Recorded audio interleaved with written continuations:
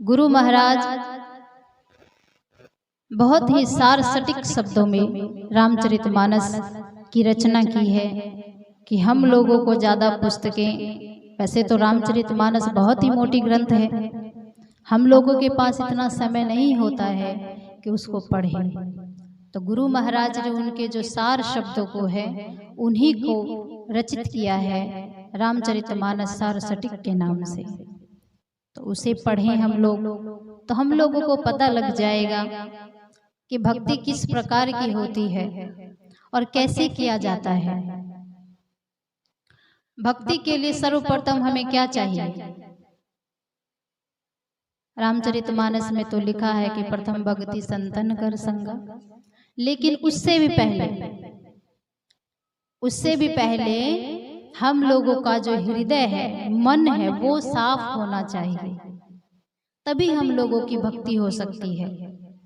एक निष्ठता भक्ति होनी चाहिए, एक इष्ट देव के प्रति भक्ति होनी चाहिए। ऐसा नहीं कि जिसको भी पूजें उसको भी पूजें, उसको भी पूजें, पूजिए सभी को, लेकिन जो हमारी एक निष्ठता है वो हमारे एक ही इष्ट देव के प्रति होनी चाहिए। भगवान ने कह दिया कि प्रथम भक्ति जो संतन कर संगा होता है, संतों का संग करने से पहले भक्ति हम लोगों का हो जाता है। भक्ति का विषय बहुत ही गंभीर है। हम लोग, एक कथा आता है, बहुत सारे भक्तों का वर्णन है, हम लोग सुनते भी हैं। बहुत सारे ऐसे भक्त हुए हैं, मीराबाई हुई है, सहजोबाई हुई है, माता शबरी हुई हैं, और भगवान के भक्त अनन्य हुए हैं नरसिंह जी महाराज। वे भगवान के इतने अनन्य भक्त थे कि उन्होंने अपना घर परिवार, यहाँ तक कि उनको संतान भी थी, एक पुत्री थी उनको, लेकिन उन्होंने उसकी भी चिंता नहीं की और अपना घर बार सब छोड़ दिया और अपने गांव से बाहर पुराना शिव जी का मंदिर खंडहर पड़ा था, उसी में जाके वो भक्ति करते थे। और भगवान ने तो कह भी दिया कि हे शबरी, मैं धन बल को नहीं जानता, पद बल को नहीं जानता, कौन जाति का ऊंचा है मैं नहीं जानता, उसको अमीर है उसको नहीं जानता, अच्छे पद प्रतिष्ठा पे है उसको भी नहीं जानता, मैं सिर्फ एक भक्ति के नाता को ही जानता हूँ। जो भक्त सच्चे मन से भक्ति करता है मैं उन्हीं का हूँ। तो नरसिंह जी महाराज ऐसे भक्त हुए हैं कि भगवान उनसे रोज मिलने आते थे, जब चाहते थे वो तब उनको बुला लेते थे। एक समय की बात है, नरसिंह जी का जन्म गुजरात के जूनागढ़ में हुआ था। गुजरात के जूनागढ़ में उनका जन्म हुआ था। बचपन से ही उनको संस्कार मिला था, भगवान श्री कृष्ण में अथाह प्रेम थी उनकी। तो एक बार की बात है, कुछ सेठ मरवाड़ी आए उनके गांव में, जूनागढ़ में। अब तो हम लोग करते हैं क्या, कोरियर करते हैं, अगर किसी को पैसा भेजना होता है तो कोरियर कर देते हैं, और उससे ज़्यादा सुविधा हो गई है कि पेटीएम कर देते हैं, गूगल पे कर देते हैं, फ़ोन से भेज देते हैं। लेकिन उस समय इन सब की सुविधा नहीं थी। तो जब वो सेठ मरवाड़ी 4-5 थे, उन्होंने सोचा हमें वृंदावन जाना है, वहाँ से हमें पैसा लेना है। तो पहले ये होता था कि अगर जिसको भी कहीं दूर से पैसा लेना होता था तो वो अपना पैसा यहाँ पे किसी सेठ के पास जमा कर देते थे। जैसे मुझे दिल्ली में पैसा लेना है तो मैं बिहार में किसी के जानकारी अगर उसका दिल्ली में है तो मैं उनको दे दूंगी पैसे, और दिल्ली में वो मुझे बात करवा देंगे या कोई चिट्ठी लिख के दे देंगे तो वो मुझे पैसा वहाँ दे देंगे। तो पहले ये सुविधा होती थी। तो पता करते हुए आया कि अरे भाई, वृंदावन में कोई किसी का सेठ जानकारी है, क्योंकि हमारे पास तो पैसा है तो हम यहाँ जमा कर देंगे, हमें वृंदावन में दे दे, क्योंकि साथ में रखेंगे, ज्यादा पैसा है। पहले डाकू सब का जमाना होता था, लुटेरे सब लूट लेंगे डर से। तो पता करते हुए आए तो सबने कहा नहीं नहीं, वृंदावन में हमारा कोई नहीं है। एक काम कीजिए, वो जो शिव मंदिर देख रहे हैं ना आप लोग, बोला हाँ, कि वहीं पे ना वृंदावन में उसका कोई रिश्तेदार रहता है, उसी से जाके पूछ लीजिए। तो शिव मंदिर में कौन रहते थे? नरसिंह जी महाराज। तो गए तो देखे साधु के वेश में, तो सब जो 4-5 मरवाड़ी सेठ जी थे तो गए, बाबा बाबा क्या वृंदावन में कोई सेठ है आपका जानकार का? बोले नहीं। और भगत आदमी, उसको क्या लेना देना सेठ मारवाड़ी से? बोला नहीं नहीं, मेरा कोई जानकारी नहीं। बोला नहीं, आपके गांव के लोग कह रहे थे कि नरसिंह जी हैं, उनका कोई जानकार है वृंदावन में, कोई रिश्तेदार हो कोई, बता दीजिए। देखिए हमारे पास पैसा है, हम लोग रास्ते में बहुत दूर से आए हुए हैं और जाने में तो बहुत टाइम लगेगा, कहीं रास्ते में हम लोगों का किसी ने छीन लिया पैसा तो दिक्कत हो जाएगी, बताइए ना आपका कोई है क्या जानकार का? बोला नहीं नहीं, कोई जानकार नहीं। तो उन्होंने प्रेस किया, फोर्स किया कि सच में आपका वृंदावन में कोई नहीं है, सच सच बताइए, कोई नहीं है वृंदावन में। तो उसको याद है, नहीं नहीं ऐसे कैसे बोल दे, वृंदावन में तो सब कुछ मेरा वृंदावन में ही है। वृंदावन में कौन है? वृंदावन जो नाम है किसके नाम से जाना जाता है? भगवान श्री कृष्ण के नाम से। तो भगवान कृष्ण के वो भक्त थे। बोले हाँ है। तो बोले कि ये लीजिए पैसे, थमा दिया उसका। बोले कि अब हमको चिट्ठी लिख के दे दीजिए, वृंदावन में हम ले लेंगे, उस सेठ के नाम से चिट्ठी लिख दीजिए। अब कागज कलम उठा तो लिया, अब सोचे उस सेठ का नाम क्या लिखूं। मैंने बोल तो दिया कि हाँ है, लेकिन वो तो मेरे प्रभु हैं, मेरे भगवान हैं, उनके नाम से कैसे डालूं? वो कई दुकानदारी थोड़ी करते हैं कि चलो गए और वहां से पैसा ले लेंगे। तो उनके मन में विचार आया, तो सोचते सोचते उन्होंने क्या लिखा कि हाँ, उसमें कागज में लिख दिया कि श्यामल सेठ नाम का आदमी आपको मिलेगा वृंदावन में, उनसे आप पैसे ले लीजिएगा, बोल दीजिएगा कि नरसिंह मेहता ने भेजा है। तो बड़ी खुश हुए सेठ मरवाड़ी, बोले ठीक है, ले लिया पर्ची, उनसे पैसा उनको थमा दिया, चले गए वृंदावन के लिए। 1 हफ्ता लगा, पैदल की यात्रा थी। 1 हफ्ते में जब वहां पहुंचे तो अब वो सबसे पूछ रहे हैं कि भैया श्यामल सेठ कहाँ मिलेंगे? तो आप अगल बगल से पूछ रहे हैं। बोले इस नाम का तो कोई व्यक्ति है नहीं यहाँ पे।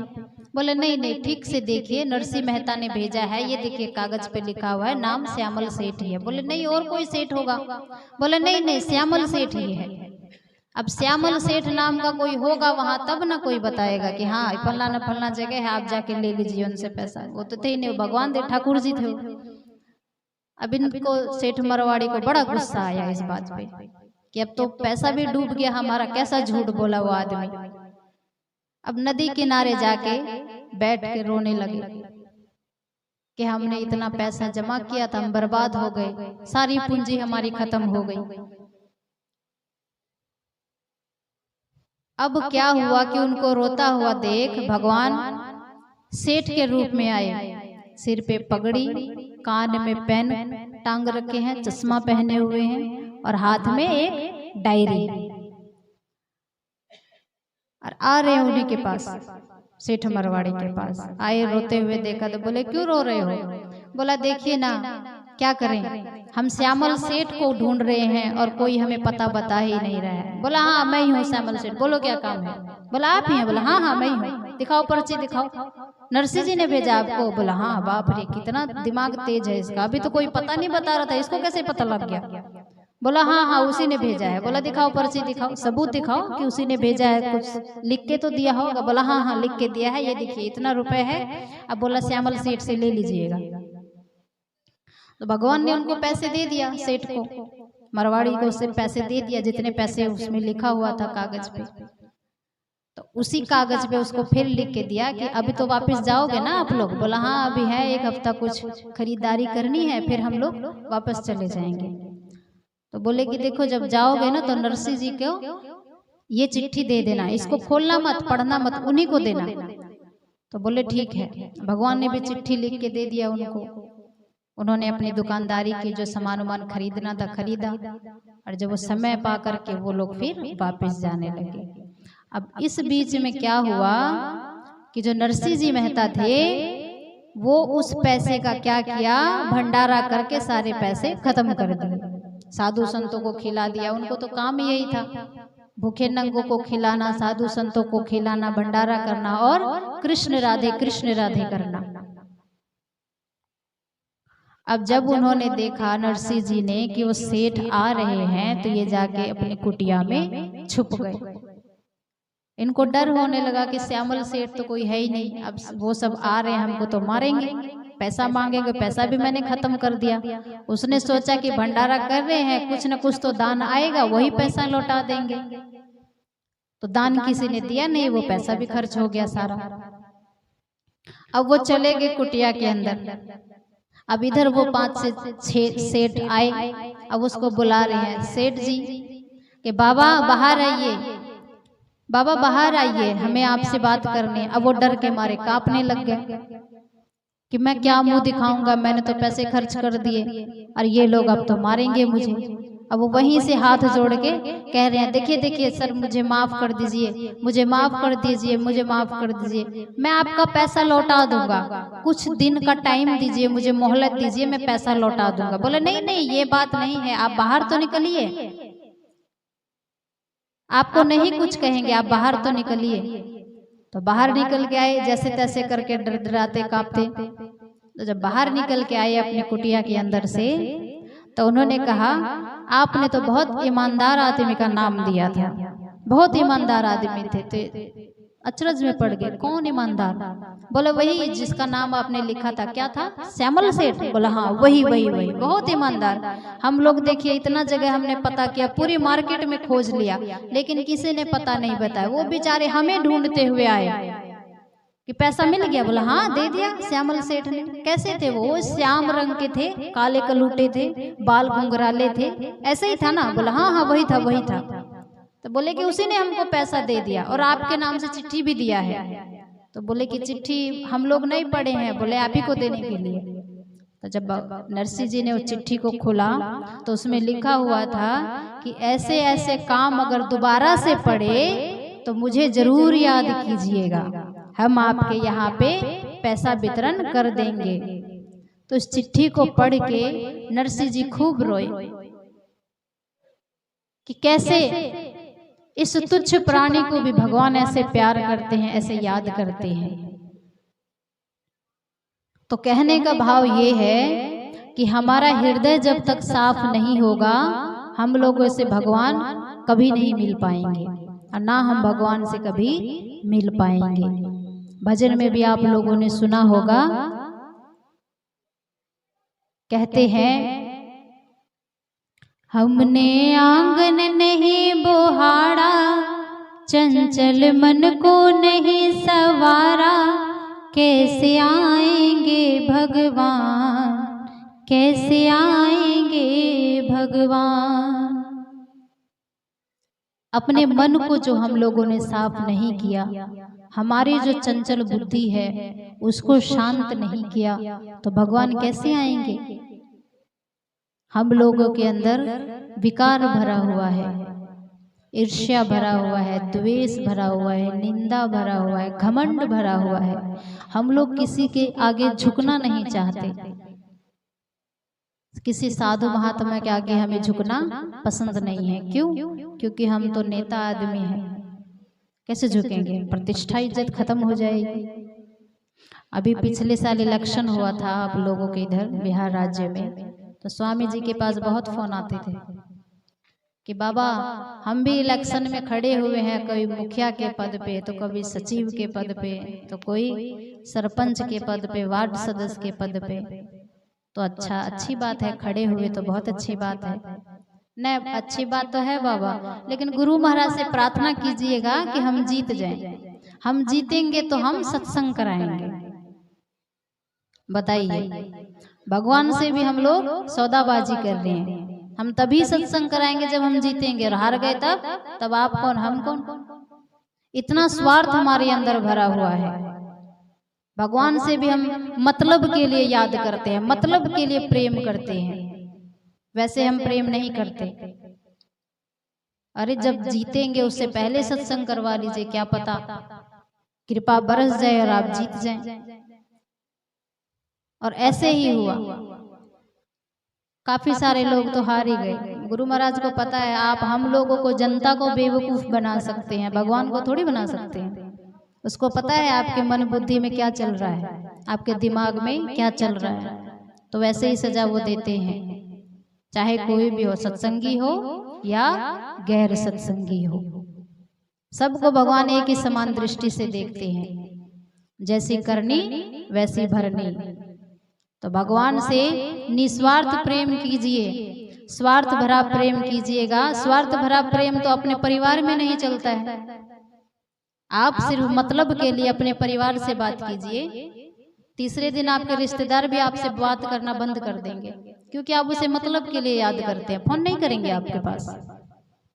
उसको पता है कि जब आपको जरूरत होती है तभी हमें फोन करते हैं, जरूरत खत्म तो रिश्तेदारी खत्म।